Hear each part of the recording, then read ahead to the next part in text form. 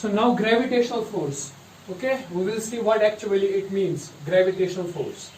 देख लीजिए बेटा, अगर आपके पास दो masses है, यहाँ पे एक मास है आपके पास. So we are discussing gravitational forces. Okay, gravitational forces. चलिए ठीक है. आपके पास एक मास है m1, ठीक है, and there is some other mass here m2. Distance जो उनके बीच में है that is r. Okay, as पर आइजैक न्यूटन जो भी चीजें दुनिया में है जिनका मास है they attract each other with a force called as gravitational force. Called as what? Gravitational force. ठीक है, यानी objects of mass, object having masses attract each other. हमेशा जो भी ऑब्जेक्ट दुनिया में होते हैं वो एक दूसरे को क्या करते हैं? अट्रैक्ट करते हैं. ठीक है, बाय अ फोर्स, एक फोर्स है कॉल्ड एज ग्रेविटेशनल फोर्स. उस फोर्स को क्या बोलते हैं बेटा? Gravitational force. ठीक है कि नहीं? और वो जो ग्रेविटेशनल फोर्स होता है ना, वो किसके बराबर होता है? G m1 m2 divided by distance जो इनके बीच में r². Okay, so gravitational force is given by G m1 m2 divided by r². Again देख लो, ग्रेविटेशनल फोर्स मास डिपेंडेंट है. ठीक है, दूसरी बात, gravitational force is inversely proportional to square of distance between the objects. Okay, this is force and this is distance. Right, it is like this. Okay, है ना? ठीक. अब ये जो G है ना, G, इसको क्या बोलते हैं? Universal gravitational constant. It is called as universal gravitational, right? और इसका वैल्यू जो है that is 6.67 into 10 to the power minus 11 newton metre square पर kg स्क्वायर. ओके, है ना? सो इस फोर्स का जो मेन रीजन है, काज है, that is मास. है ना? किसी भी चीज जिसके पास मास है will attract some other object, okay, with a force which is called as gravitational force. Okay, अब यहां पे देख लो, अगर आपके पास एक ऑब्जेक्ट है और इसका मास 1 kg है, simply object of mass 1 kg. Here it's another object of mass 1 kg, simple. Okay, say for example the distance between them is 1 metre. So ज्यादा तो नहीं ले रहे हैं, 1 kg mass, distance is 1 metre. Okay, so you may say what is the force? It is G m1 m2 by r square. So it is G 6.67 into 10 to the power minus 11. m1 is 1, m2 is 1 divided by 1 square. So F is simply 6.67 into 10 to the power minus 11 Newton. Which means you can say it is roughly 0.00000000 and some 0.67 almost Newton. है ना? ठीक. तो मतलब it's a very weak force. Okay, force between two objects is 6.67 into 10 to the power minus 11. Okay, so it's very weak force. So generally this force, it's very weak force. It is very weak force. ठीक है, बहुत ही weak force है. In fact, gravitational force is considered to be the weakest force in the universe. Okay, gravitational force जो है ना, it is weakest force in the universe. हाँ, ये तो फिर दूसरी बात है. Although this weakest force makes the earth to revolve around the sun or other planets, है ना? Although बहुत तो weak तो बहुत है यार, लेकिन यही वो force है जिसकी वजह से orbital motions possible होती हैं in the what? Our solar system. Okay, everything in the universe works on this. जो भी heavenly objects है almost इसी force से govern होते हैं. ठीक है, gravitational force. ओके, नाउ इस फोर्स की खास बात क्या है? सबसे पहले, it does not depend on medium. ये किसी मीडियम पे डिपेंड नहीं करता है. मतलब आप बीच में इन दोनों मासेस के बीच में वाटर रखो, केरोसिन रखो, कुछ भी रख दो, ग्लाइसरीन रख दो, व्हाटएवर जो आपको अच्छा लगे, इवन कंडक्टर भी रख दो, कोई फर्क नहीं पड़ेगा. ठीक है, ये फोर्स सेम का सेम ही रहेगा. मतलब क्या है? Gravitational shielding is not possible. Okay बेटा, अगर आप दो ऑब्जेक्ट, अगर आपके आसपास में कोई ऑब्जेक्ट है, ठीक है, तो वो ऑब्जेक्ट आपको डेफिनेटली अट्रैक्ट करेगा. You can not escape from it is gravitational force. Okay, this is not possible. Okay, so there is no concept of gravitational shielding, right? Gravitational shielding is not possible. You have to remember this fact.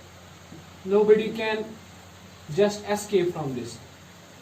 Gravitational shielding is not possible. Okay, it's not possible. You cannot escape from such type of forces. They are always there. Okay, अब देख लीजिए, हम यहाँ पे बात कर रहे हैं अर्थ की. You know, ठीक है, अर्थ, राइट. अगर इस अर्थ के ऊपर कोई भी ऑब्जेक्ट है यहाँ पे, तो what it will do, it will just attract it. Earth always attracts things towards its centre, है ना. Earth always attracts objects towards its centre, and this is in fact a gravitational force, है ना. ये तो gravitational force ही है ना.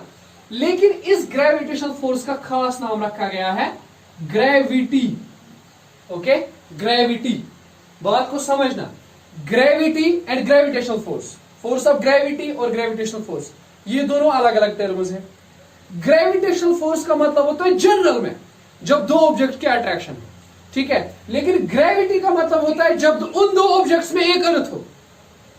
समझिए बात, दो ऑब्जेक्ट्स हो लेकिन उन दोनों में से एक क्या हो, अर्थ हो, या कोई प्लेनेट हो. जनरली अर्थ के लिए रेफर किया जाता है ग्रेविटी. Is that clear?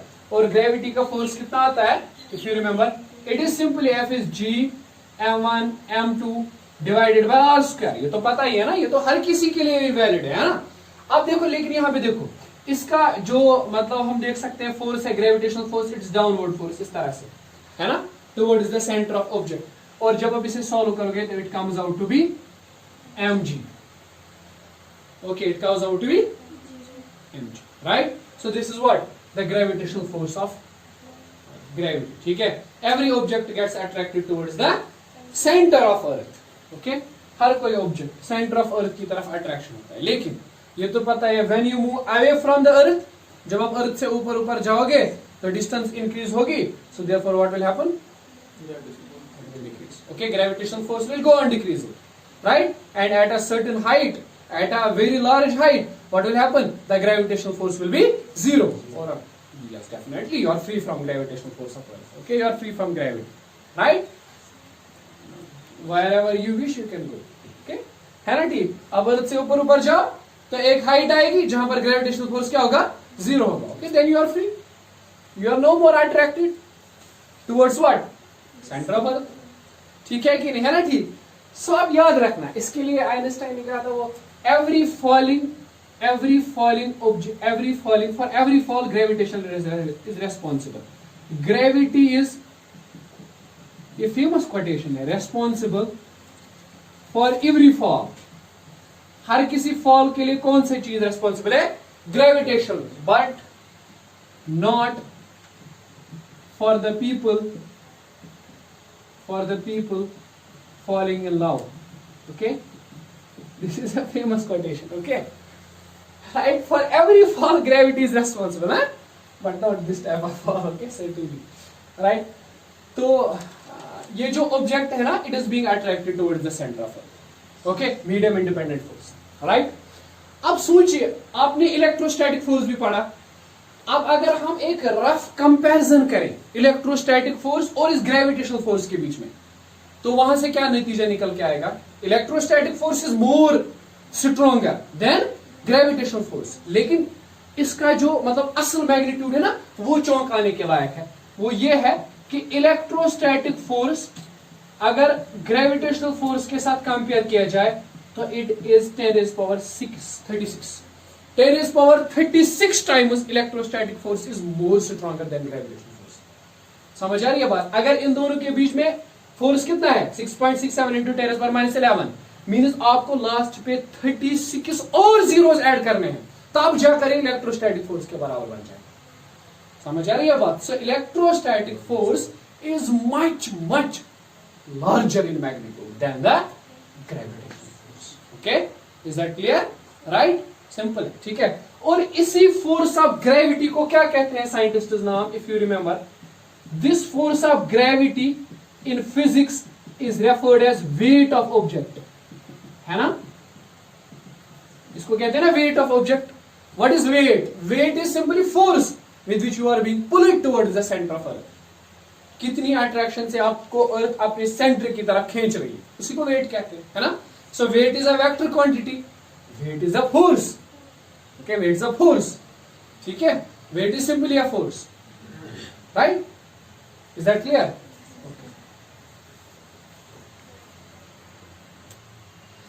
अब यहां पे ध्यान रखिए बेटा, देयर इज समथिंग जो कॉन्सेप्ट इस बाद में दिए गए, कुछ कॉन्सेप्ट. तो कहा जाता है कि सुनो, बोथ आपने देखा अभी electrostatic force and gravitational force, both are non contact forces. Okay, gravitational force and electrostatic force both are what? Non contact forces. Okay, gravitational forces और non contact forces. Okay, non contact forces समझते हो ना, जो exert होते हैं between the objects without any physical essence of contact. Okay, they don't involve any sort of contact, there is no contact. Right, तो उसको कहते हैं नॉन कॉन्टैक्ट फोर्स. और gravitational force non contact force है. ठीक है, अब सवाल ये बनता है कि अगर यहां पर हमारे पास एक ऑब्जेक्ट है ऑफ मास m1, यहां पर दूसरा ऑब्जेक्ट है ऑफ मास m2, तो दोनों के बीच में अट्रैक्शन होगी, है ना. ठीक, लेकिन there is no physical contact, there is no physical. So ये फोर्स कैसे एक्सर्ट होता है? ये पहला वाला ऑब्जेक्ट दूसरे को अट्रैक्ट कैसे करता है, या दूसरा पहले को अट्रैक्ट कैसे करता है? There are various mechanisms. एक है फील्ड थ्योरी है एक, ठीक है, कि ये अपना फील्ड जनरेट करता है और उसी फील्ड से उसको अट्रैक्शन होती है. ठीक है, ये एक थ्योरी है. एनीवेज, इसके बारे में हम ग्रेविटेशनल यूनिट्स में डिस्कस करेंगे आराम से कि ये फील्ड थ्योरी क्या कहती है. ठीक है, लेकिन एक थ्योरी जिसके बारे में मैं आपको यहाँ पे बोलूंगा, that's exchange theory. Okay, exchange theory. ठीक, आपके सिलेबस में नहीं है, इन्वॉल्व नहीं है, लेकिन याद रखेंगे इसको, ये बहुत इंपॉर्टेंट है, आपको कॉन्सेप्ट पता होना चाहिए. Exchange theory. एक्सचेंज थ्योरी में क्या कहा जाता है कि जब भी फोर्सेस होते हैं ना ऑब्जेक्ट्स के बीच में, they are actually due to the exchange of certain kind of particles. ठीक है, एक ऑब्जेक्ट दूसरे ऑब्जेक्ट पे फोर्स लगाता है by exchanging certain type of particles, by exchanging certain type of particles. देखो मैं समझाता हूं, आराम से समझिए. Forces are exerted on each other when object is what? Exchange certain kind of particles, certain kind of particles. ठीक है, जब ऑब्जेक्ट्स एक्सचेंज करते हैं certain type of particles को. ठीक है, अब ये बहुत इंपॉर्टेंट है. ठीक है, ध्यान रखना, अच्छे से ध्यान रखना, ये जो मैं पोस्टुलेट आपको बोलने जा रहा हूं बहुत इंपॉर्टेंट है. देखो कैसे होता है असल में ये फोर्स एक्सर्ट. क्या करते हैं, कहते हैं कि ये एक मास जो है ना यहाँ पे, ये अपने अंदर से इमिट करता है एक पार्टिकल को इस तरह से, और वो पार्टिकल ट्रेवल करते करते कहां पहुंच जाता है? इसके पास पहुंच जाता है. ठीक है, ये उस पार्टिकल को एक्सेप्ट करता है. ठीक, अब ऐसा ये भी पार्टिकल को इमिट करता है और वो पार्टिकल ट्रेवल करते करते इसके पास पहुंच जाता है. ठीक है, तो दे exchange certain type of particles. ना यू से सर, ये तो मतलब बिना दिमाग वाली बात हो गई. एक दूसरे को पार्टिकल दे रहा है, तो इससे फोर्स का क्या लेना देना है? फोर्स का लेना देना है. देखो क्या लेना देना है, जब एक पार्टिकल, एक ऑब्जेक्ट दूसरे को एक पार्टिकल ट्रांसफर करेगा, तो what will happen? There will be change in momentum. Okay, there will be change in. अगर कोई सोचेगा इस तरह से कि सर एक ऑब्जेक्ट दूसरे ऑब्जेक्ट को पार्टिकल दे रहा है, मतलब आप सोचेंगे कि sir there is a transfer of mass, there is a transfer of mass. ठीक है, एक ऑब्जेक्ट कुछ मास दूसरे ऑब्जेक्ट को ट्रांसफर कर रहा है. ठीक है, if there is transfer of mass, it simply involves transfer of momentum. It simply involves transfer of momentum. Exchange involves transfer of momentum. Exchange involves transfer of momentum. And whenever there is transfer of momentum, मैं नहीं कह रहा force होगा, it is as पर Newton second law, force is d p by dt, है ना. ठीक, whenever there is transfer of momentum there will be some force. okay, so ये पार्टिकल्स एक्सचेंज करते हैं, मोमेंटम ट्रांसफर होता है, मोमेंटम ट्रांसफर से क्या होता है? फोर्स एक्सर्ट होता है. ठीक है कि नहीं? This momentum transfer is equivalent to the force. ठीक है, अब देखो in case of this force, gravitational force, उन पार्टिकल्स का नाम ग्रेविटॉन्स रखा गया. ठीक है, कहा गया यहां जो पार्टिकल्स एक्सचेंज होते हैं वो क्या है? ग्रेविटॉन्स, ठीक है कि नहीं, gravitons. Gravitons are exchanged between the two particle. यहाँ पे ग्रेविटॉन, ये ग्रेविटॉन एक्सचेंज करता है इसके साथ। लेकिन ग्रेविटॉन की खास बात पता है क्या है? आपको पता है इन फोर्सेस की खास बात क्या है? ये अपना, ये जो है ना, ये पार्टिकल इमिट करेगा अपना पार्टिकल, ठीक है, ये पार्टिकल इमिट करेगा, लेकिन उस पार्टिकल के इमिट करने से इसका मास कम नहीं होगा, ठीक है कि नहीं, इसका मास नहीं होगा कम, ठीक है कि नहीं। ये पार्टिकल, ये ऑब्जेक्ट उस पार्टिकल को एक्सेप्ट करेगा, लेकिन इसका मास इंक्रीज नहीं होगा, ठीक है कि नहीं। Now you will say me sir this is complete violation conservation of energy, for conservation of energy it's impossible. अगर आप कह रहे हैं कि ये ऑब्जेक्ट इमिट कर रहा है मास, ये पार्टिकल को, तो वो पार्टिकल यहां पहुंचना चाहिए, और जब वो यहां पहुंचेगा तो इसका मास तो कम हो गया, ठीक है कि नहीं, और इस वाले का बढ़ गया, है ना, ठीक हुआ कि नहीं हुआ। लेकिन मैं कह रहा हूं नहीं, ऐसा नहीं होता है। ये पूछेंगे सर ऐसा क्यों नहीं होता है? अगर ऐसा नहीं होता है तो ये तो क्लियर कट वायलेशन है ना, किसकी, कंजर्वेशन ऑफ एनर्जी की। नहीं, here comes what we call as Heisenberg's uncertainty rule. Okay, here comes uncertainty rule. देखो अनसर्टेनिटी रूल क्या कहता है, आपको पता है, it is like this way, delta E delta T is greater or equal to H cross के by 2। This is Heisenberg second rule, है ना। पहला रूल आपने पढ़ा है, delta X delta P is greater or equal to H cross by 2, है ना, ठीक, ये आपने पढ़ा है ना, ठीक। अब ये दूसरा है, मतलब there is an uncertainty between momentum and position. Similar uncertainty exists between energy and time. Similar uncertainty, दोनों टाइप के अनसर्टेनिटी, ठीक है। अब देखो मैं आपको ज्यादा कंफ्यूज नहीं करूंगा, सुनो क्या, delta T is almost equivalent, I can write it almost delta 2 by 2 is delta E, है ना, ठीक। अगर मैं almost लिखूंगा, लगभग इसी के बराबर होगा, ठीक है। तो मतलब ये क्या है, delta T, it is the time taken by the particle to go from here to here, और इसमें एक्सचेंज कितनी एनर्जी होती है, डेल्टा ई, ठीक है। अब सोचो, ये पार्टिकल यहां से इमिट होता है और पहुंचता है किसके पास, इस वाले के पास, ठीक है। लेकिन मैं कह रहा हूं इसका मास कम नहीं होता, ठीक है कि नहीं। अब आप पूछेंगे सर कम क्यों नहीं होता है, क्योंकि ये पार्टिकल जब इमिट करता है ना, ये ऑब्जेक्ट जब इमिट करता है इस पार्टिकल को, ये बहुत ही फास्ट, बहुत ही क्विक पहुंचता है कहां पे, इस दूसरे वाले पार्टिकल के पास, ठीक है कि नहीं, ऑब्जेक्ट के पास। और दूसरा पार्टिकल जो ऑब्जेक्ट इमिट करता है ना, दूसरा ऑब्जेक्ट जो इमिट करता है ना पार्टिकल, वो बहुत ही तेज पहुंचता है किसके पास, फर्स्ट वाले के पास, ठीक है कि नहीं, है ना, ठीक।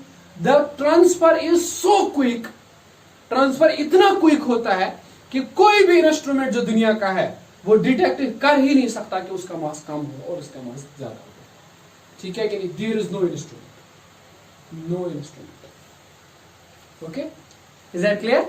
से for example, okay, like this way, say अगर आपके पास यहां पे डेल्टा ई जो है ना, से इट इज से सम फॉर एग्जांपल 1 MeV, ओके, यहां पे एक पार्टिकल इमिट होता है और उस पार्टिकल की एनर्जी कितनी है, 1 MeV, ठीक है, 1 million electron volt, mega electron volt, million, जो भी है, थोड़ी बहुत एनर्जी है इसके पास। तो वो पार्टिकल यहां से यहां जा रहा है, तो कितना टाइम लगेगा इसको, delta T is H cross by 2 into 1 MeV, and से आपको पता लगेगा it is very small, it is very small, ये टाइम बहुत कम होता है, समझ आई बात। मतलब इस टाइम तक वो पार्टिकल ट्रेवल कर सकता है, ठीक है। अगर फॉर एग्जांपल ये टाइम निकल के आया 10⁻⁻15 सेकंड से, तो मतलब क्या है, ये ऑब्जेक्ट इमिट करेगा पार्टिकल और 10⁻⁻15 सेकंड तक वो चलता रहेगा, ठीक है, 10⁻⁻15 सेकंड तक वो क्या चलेगा। मतलब अगर यहां से पार्टिकल, एक जगह से पार्टिकल इमिट होता है, वो पार्टिकल इस तरह से ट्रेवल करता हुआ 10⁻⁻15 सेकंड तक चलेगा। अगर इस डिस्टेंस पर उसे दूसरा मास मिला तो वो उसके साथ एक्सचेंज हो जाएगा, अगर नहीं मिला तो वो डीके होके गायब हो जाएगा, बात खत्म, ठीक है, ठीक। So these particles are short living particles, these particles are short living, ठीक है। तो समझ आ रही है बात, क्यों मैं कह रहा हूं कि मास डिक्रीज नहीं होता है, इसलिए क्योंकि the transfer is very quick, so that we can't detect actually कि there has been some transfer of mass, okay. Okay, now moving to the third type of force, which is called as what, nuclear force. Okay, चलिए ठीक है. You write down nuclear force. This will be the last this point of today's lecture with nuclear forces.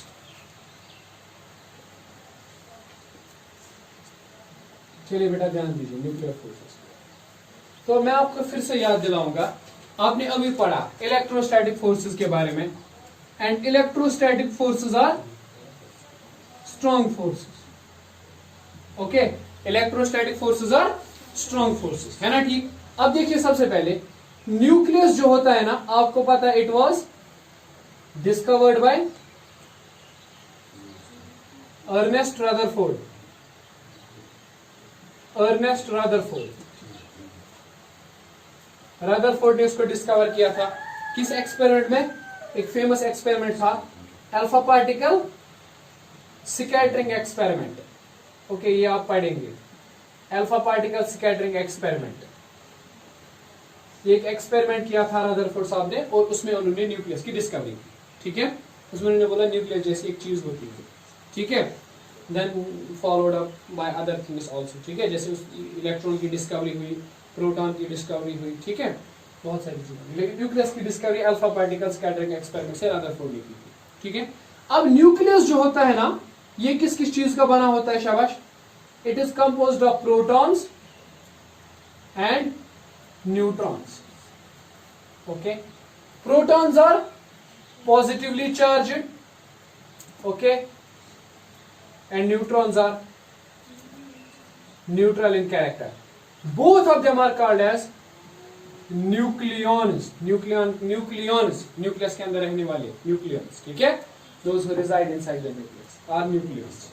ठीक है, तो proton तबे neutron है. ठीक है, एक प्रोटॉन, दूसरा. अब प्रोटॉन के पास चार्ज है, कितना चार्ज है? 1.6 into 10 power minus 19 coulomb plus 1.6. Okay, तो अगर ये न्यूक्लियस है और इस न्यूक्लियस के अंदर से for example it is neutron और समथिंग एल्स, जो भी, इस न्यूक्लियस के अंदर एक प्रोटॉन है और दूसरा प्रोटॉन है, दो प्रोटॉन्स. ठीक है, अब आपको पता है न्यूक्लियस का जो साइज है ना, वो बहुत छोटा है. न्यूक्लियस का साइज जो है वो बहुत छोटा है. एस्टिमेटेड साइज जो है that is 1.2 fermi metre. 1.2 into 10 power minus 15 metre. 0.0000015 zeros 0.12. बहुत छोटा है, बहुत छोटी डिस्टेंस, हद से ज्यादा छोटी डिस्टेंस. एक साइंटिस्ट ने, बहुत सारे साइंटिस्ट ने इसको मेजर किया और ये इतना ही निकला ऑलमोस्ट. मतलब आप सोच सकते हो कि न्यूक्लियस जो है ना, it is very small, very very small in size, बहुत ही छोटा. तो इन दो न्यूक्लियॉन्स के बीच में डिस्टेंस कितनी होगी? बहुत कम होगी ना, बहुत कम. ये तो न्यूक्लियस के अंदर है ना. अब सपोज करते हैं कि एक प्रोटॉन यहां पर है, न्यूक्लियस के इस कोने पे, इस एंड पे, और दूसरा यहां पे, इस वाले एंड पे. तो what is the distance between them? Okay, we will just say sir the distance between them is 1.2 fermi metre. है ना. ठीक, तो ले सकते हैं ना एक रफ एस्टिमेशन करने के लिए. ठीक है, तो जरा मुझे बताइए इलेक्ट्रोस्टैटिक फोर्स कितना होगा इनके बीच में? ये रिपेल करेंगे ना एक दूसरे को, वो करेंगे कि नहीं? टू प्रोटॉन्स है same charge, they will repel each other. तो रिपल्शन फोर्स कितना होगा? 9 इंटू 10 पावर 9 इंटू पहले वाले का चार्ज 1.6 इंटू 10 पावर माइनस 19, दूसरे वाले का 1.6 into 10 power minus 19 divide by distance between them is 1.2 into 10 power minus 15 square. Okay, do some mathematical calculations here. Say what is the multiplication of this? जरा multiply करो. 9 into 1.6 into 1.6 और multiplied by 10 to the power 19 है. 19 हो गया minus 38 divided by 1.2 का square ले लो 10 to the power minus 30. तो जरा बताइए वो कितना आता है? जरा कैलकुलेशन करो कोई. मल्टीप्लाई करो और मुझे बोलो आंसर. जरा बताइए, मल्टीप्लाई करो. 9 into 1.6 into 1.6, 9 multiply to 1.6 into 1.6, 23.0. So ये है. This is the force between what? Two protons. लेकिन this is the force of repulsion. Okay, this is the force of repulsion, है ना। तो दो प्रोटॉन जिनको न्यूक्लियस में रखा गया है इतनी दूर, they should repel each other, okay, they should repel each other, ठीक है। तो वो एक दूसरे को क्या करना चाहिए, strong force of repulsion should be there, ठीक है। Electrostatic force is quite stronger, तो strong force of repulsion should be there, okay. तो व्हाट शुड हैपन, होना क्या चाहिए, होना ये चाहिए कि proton and proton should repel each other, और वो दूर दूर चलने चाहिए, ठीक है कि नहीं, है ना, ठीक। अच्छा, इसी तरह से अब इस न्यूट्रॉन के अंदर और भी लोग रहते हैं क्या, इस न्यूक्लियस के अंदर प्रोटॉन और दूसरे न्यूट्रॉन्स भी रहते हैं। न्यूट्रॉन और न्यूट्रॉन के बीच में अगर फोर्स देखा जाए तो there is no force because they are neutral, okay. इस तरह से प्रोटॉन और न्यूट्रॉन के बीच में अगर फोर्स देखा जाए there is no force because they are one of them is neutral, ठीक है। सो मतलब हम ये कहेंगे कि न्यूक्लियस के अंदर क्या होने चाहिए, there should be forces of repulsion, there should be forces of repulsion, और उन रिपल्शन से क्या होना चाहिए, proton should repel each other, है ना, ठीक। लेकिन हमें पता है कि न्यूक्लियस जो है it is a bound state, it's a bound state. Bound state होने का मतलब यह है कि प्रोटॉन्स के बीच में अगर रिपल्शन भी है फिर भी वो एक दूसरे के नजदीक रहते हैं, ठीक है कि नहीं, फिर भी वो न्यूक्लियस के अंदर होते हैं, ठीक है कि नहीं, है ना, इतनी कम डिस्टेंस के अंदर वो रहते हैं, ठीक है। तो मतलब क्या है, कोई तो ऐसा फोर्स होगा ना जो उन दोनों को बाइंड करके रखेगा, जो उन दोनों को क्या करेगा, बाइंड करके रखेगा, and that force should be greater than, much stronger than what, electrostatic force, ठीक है कि नहीं, है ना। क्योंकि अगर इलेक्ट्रोस्टैटिक फोर्स इनको रिपेल कर रहा है, दूर ले जाने की कोशिश कर रहा है, तो कोई तो फोर्स है जो उनको बाइंड कर रहा है, नजदीक ला रहा है, ठीक है कि नहीं, है ना, ठीक। और इतना क्लोज लेके आ रहा है कि इनका रिपल्सिव फोर्स ओवरकम हो जाता है, ठीक है कि नहीं, है ना। सो दैट फोर्स, जो वो फोर्स होता है, ठीक है, that is much stronger than electrostatic force, and that force is termed as nuclear force, okay, that force is termed as nuclear force, right. The force which binds nucleons is called as which force, nuclear force, ठीक है कि नहीं, है ना। अब इसके बारे में बात की जाए तो it is a short ranging force, it is a short ranging force. जरा मुझे समझाओ, शॉर्ट रेंजिंग फोर्स का मतलब क्या है, it exists inside the nucleus, ठीक है, खाली न्यूक्लियस के अंदर होता है। Once the protons are out of the nucleus there is no nuclear force, okay, ठीक है। इसकी रेंज जो है ना दैट इज 1.2 फर्मीमीटर, है ना, क्योंकि न्यूक्लियस इतना ही बड़ा है ना, 1.2 फर्मीमीटर, इसी के अंदर फोर्सेस होते हैं। अगर डिस्टेंस हो जाएगी 1.2 फर्मीमीटर से ज्यादा तो there will be no ripple, there will be no attractive, there will be no nuclear force, only there will be electrostatic force, they will be moving apart from each other, okay. अब इस force की खास बात देखो क्या है, ये force exist होता है बिटवीन द प्रोटॉन्स, है ना, लेकिन सेम टू सेम फोर्स होता है exist between the to neutrons, और सेम टू सेम फोर्स होता है exist between a proton and a neutron, and a neutron and a proton, ठीक है। मतलब जितने भी हैं अंदर प्रोटॉन और न्यूट्रॉन, प्रोटॉन्स के बीच में भी यही फोर्स होता है, न्यूट्रॉन्स के बीच में भी यही फोर्स होता है, एक प्रोटॉन और एक न्यूट्रॉन के बीच में भी यही फोर्स होता है। समझ आ रही है बात, इसका मतलब क्या है, this force does not depend on charge, it has nothing to do with charge, okay, it is charge independent force, it is what, charge, okay, independent force, rather we say it is a spin dependent force, it is spin dependent force। आपको पता है ना, आपकी जानकारी के लिए अगर मैं स्पिन थोड़ा सा बता दूं तो एंटी क्लॉकवाइज और क्लॉकवाइज मोशन, है ना, ठीक, क्लॉकवाइज और एंटी क्लॉकवाइज मोशन, ठीक है। अगर आप दो प्रोटॉन्स के बीच में देखोगे, if they are moving in clockwise directions, उनके बीच में जो फोर्स होगा that will be different if they are moving in anti clockwise direction, ठीक है। तो it is a spin dependent force, it is a spin dependent force, much stronger than what, much stronger than electrostatic force, ठीक है। अब आप पूछोगे sir force attractive होता है या रिपल्सिव होता है, ठीक है, फोर्स कैन बी अट्रैक्टिव और repulsive, force can be attractive और वेरीफाई कर लेना, फोर्स अट्रैक्टिव भी हो सकता है, रिपल्सिव भी। इफ द न्यूक्लियॉन्स, अगर न्यूक्लियॉन्स प्रोटॉन प्रोटॉन या प्रोटॉन न्यूट्रॉन अगर ये नजदीक है, ठीक है, 1.24 मिलीमीटर तक की डिस्टेंस पर है तो they will attract, they will. लेकिन अगर आप इनको और नजदीक लेके जाओगे 1.24 मिलीमीटर से कम डिस्टेंस पर, और नजदीक और नजदीक और नजदीक, बहुत ज्यादा क्लोज जब ये आते हैं ना, बहुत ज्यादा close, they start repelling each other, एक दूसरे को रिपेल करते हैं, है ना, ठीक। लेकिन वो डिस्टेंस जो होती है ना जहां से ये फोर्स रिपल्शन करते हैं वो बहुत कम होती है, हद से ज्यादा कम, ठीक है। तो आप वहां तक मत जाओ, ठीक है। सिंपली याद रखो फोर्स जो है ना अट्रैक्टिव है, ठीक है। रिपल्सिव तब होता है when they are very very close to each other. 1.24 millimetre बहुत डिस्टेंस होती है as compare in nuclear physics, ठीक है कि नहीं, है ना। और नजदीक लेके जाओ इनको, too close to each other, this is repulsive, okay, ठीक है। अच्छा, इस फोर्स में भी पार्टिकल्स एक्सचेंज होते हैं एज पर एक्सचेंज थ्योरी, ठीक है कि नहीं। और जो पार्टिकल्स यहाँ पे एक्सचेंज होते हैं उनको कहते हैं मीजॉन्स। क्या कहते हैं? मीजॉन्स, ठीक है।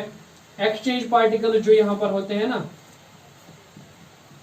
Exchange particles, they are called as mesons, they are called as mesons, exchange particles. Short lived होते हैं, बहुत ही कम टाइम तक रहते हैं। मतलब एक प्रोटॉन मीजॉन को इमिट करता है और दूसरा पार्टिकल उसी मीजॉन को, मीजॉन जो है एक पार्टिकल नहीं है, meson is a group of particles, it's a class of particles, it includes pions, ठीक है, pi positive, pi negative, pi zero particles, है ना, ठीक। तो याद रखेंगे कि nuclear force is always mediated by certain kind of interactions, exchanges, and those exchange particles are called as mesons. बस इतना है और याद नहीं रखना है, ठीक है। तो इन तीनों फोर्सेस से क्या कंक्लूजन हुआ? ये कि nuclear force is the strongest force in nature, gravitation force is the weakest force in nature. अगर ऑर्डर रखा जाए तो सबसे पहले strong nuclear force, then weak nuclear force, then electrostatic force, then gravitation force, okay.